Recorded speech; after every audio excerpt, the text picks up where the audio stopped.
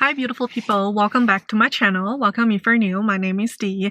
In today's video, I want to talk about my biggest motivation for learning English, American English in particular. So basically, I've been giving out a lot of PC aka BS answers to a lot of people with regard to why I got motivated in learning English, how I got it done, how I kept going, and also what was my breakthrough and whatnot. Granted, those answers I give weren't exactly wrong because I've been genuinely just interested in American culture, even American accent. Even though some people might argue that American accent isn't that pleasant to hear compared to some of the other English accent, such as British English, I just personally find it the most pleasing to the ears. And I just find the way the lifestyles people live here are just fascinating to me as a foreigner. But those aren't exactly the determining factor that actually triggered my language acquisition spiral. So to find out what triggered it, let me just go back to 8 years ago, back when I was in high school, so freshman year in high school. At the time I was in Beijing, I grew up there, and then I had no idea what American culture was like, and I had very little knowledge on Western cultures, how people live in Western countries. I've learned about it in our textbooks, but I've never seen it. I had never seen it myself.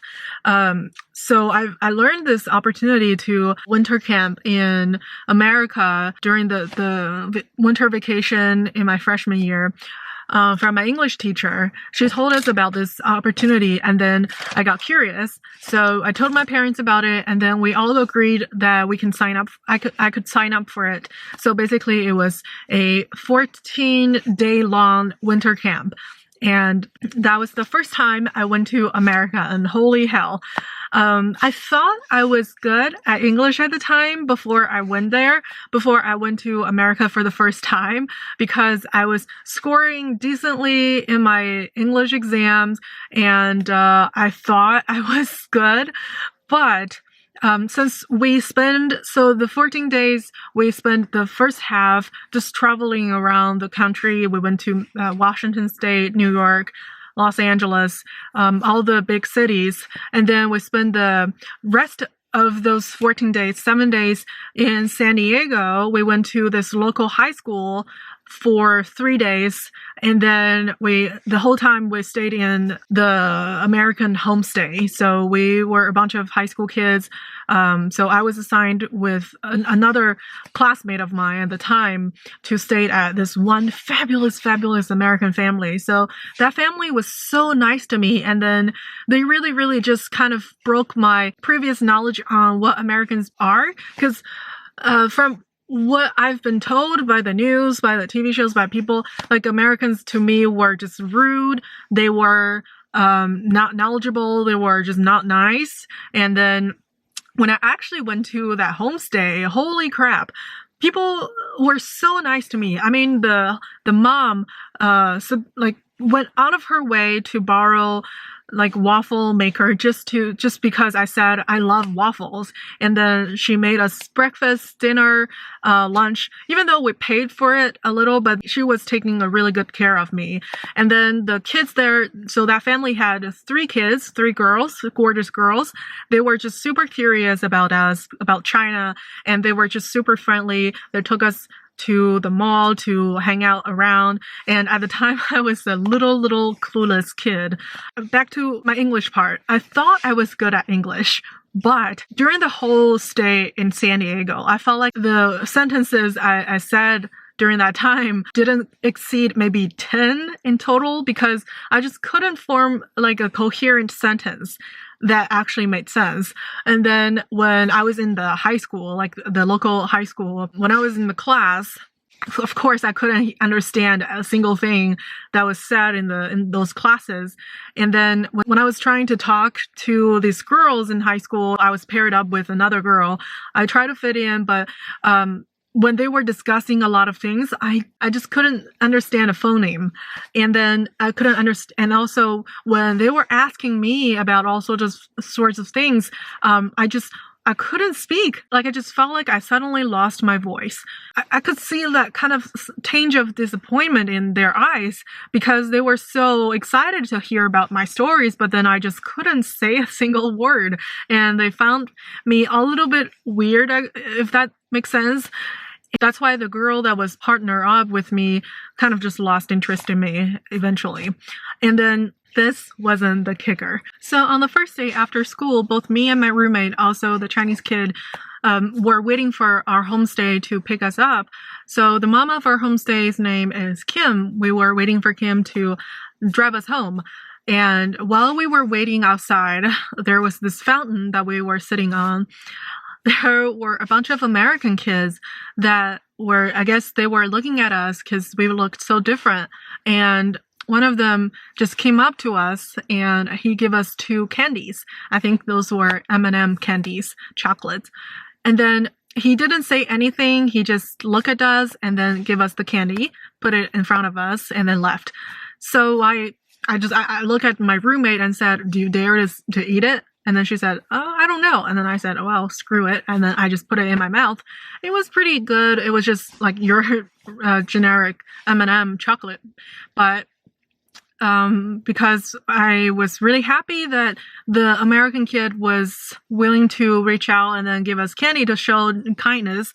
So I just came up to the one boy who gave us the candies and pat on his shoulder. He was, his back was facing me. So I just pat on his shoulder from behind and let him know that, I'm really thankful for the candy. I just told him, "Thank you for the candy."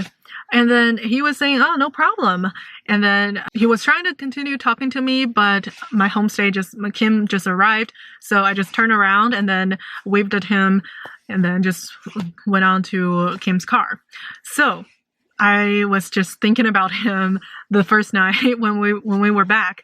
And then when on the second day, around the same time after school, me and my roommate were also waiting outside on the fountain again.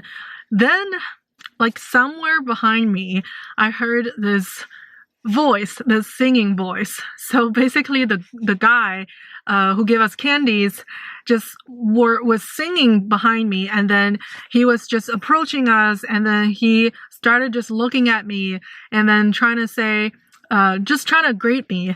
And then I got so shy.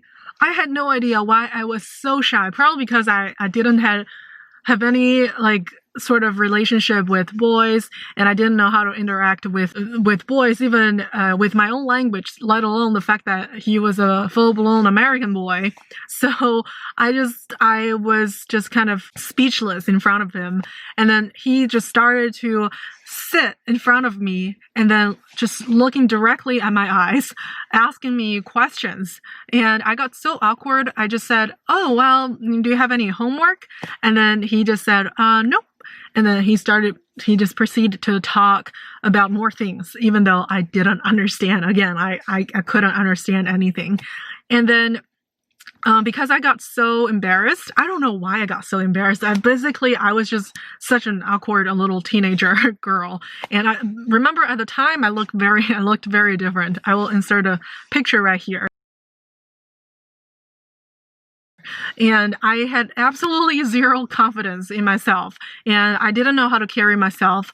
And then I had to turn away from this boy who was sitting in front of me, trying to talk to me and start to talk to like the kindergarten kids that were pretty close to us. I was just talking because kids were talking really slowly, and then they were more patient. Not exactly more patient, but they were just more curious. So I started to talk to the kindergarten kids, just kind of ignoring the one boy sitting in front of us. And then the boy started to call me, asking me, why am I turning him away? And then he called on another friend of his to sit next to him, and now we got two American boys sitting before me and my roommate, and they've been trying to talk to me only because my roommate wasn't exactly talking to them back. And right now there were a bunch of other Chinese kids who were with us coming out from school as well, and then they saw what was going on over here around me. They were just being so curious, and then a few girls were greeting the guy, and then the guy just immediately just said to me, "See, they were nice, they were talking to us, why can't you be like this?" And I completely, like, my neural system just kind of shut down and just locked myself in my own little world. And then the other Chinese kids left. The two American boys still were sitting there. And when I turned around and then I just saw his eyes were so sorrowful. He was saying, "Well, I was just trying to be nice. I just wanted to make friends, but you don't want to talk to me." When in practicality, he didn't know, little did he know that I really want to talk to him. I just didn't know how. I seriously just did not know how.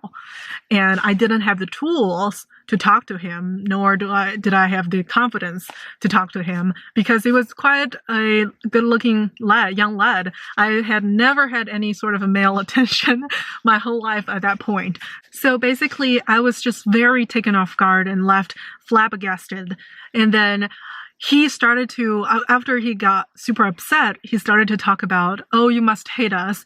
That's probably the reason why you stopped talking to us. You don't want to talk to us because you hate us." I mean, I didn't know how to respond. And then it happens that Kim's car suddenly arrived, and then Kim's daughter just came to us, telling us how exciting her day was. And then she started to notice the boys sitting behind us that kept saying, "Oh, you hate us, you hate us, you hate us." And then she got super weirded out. And then she immediately tagged us to go back to the car. And then just sort of halfway freaked out, telling her mom, "Oh my God, there were two crazy boys saying, 'You hate us, you hate us, you hate us.'" And then Kim just laughed, saying, "Oh, those stupid boys." And I was having this very, very mixed feelings. I low-key really wished I could see the boy again the next day, but I didn't. And then that was the last day before we left America and then went back to Beijing. And then after I got home in Beijing, I literally cried myself to sleep for 3 entire days because I missed my time in America so much. I didn't want it to end. I really, I feel like it was just a dream, but I wanted to relive it again. So I would say shame, frustrations, appreciation, and again, regret. These 4 elements combined really triggered my English acquisition back in China. And I swore to myself that I will return to the States again, but when I do return, it will be very different. And I will cherish every moment of it, and I will make the best out of my stay in the States. And now I fulfilled my promise that I made to myself, to my 16-year-old self, and I met my amazing American fiance. I would say karma sometimes can be a really beautiful thing. And if you want to learn more about how I actually learn English, the actual process of me learning back in high school, feel free to leave a comment below. So let me know what you want to hear. If you like this story, please give me a like and subscribe to help more people to watch it. Thank you so much for watching. I'll see you in the next video. Bye.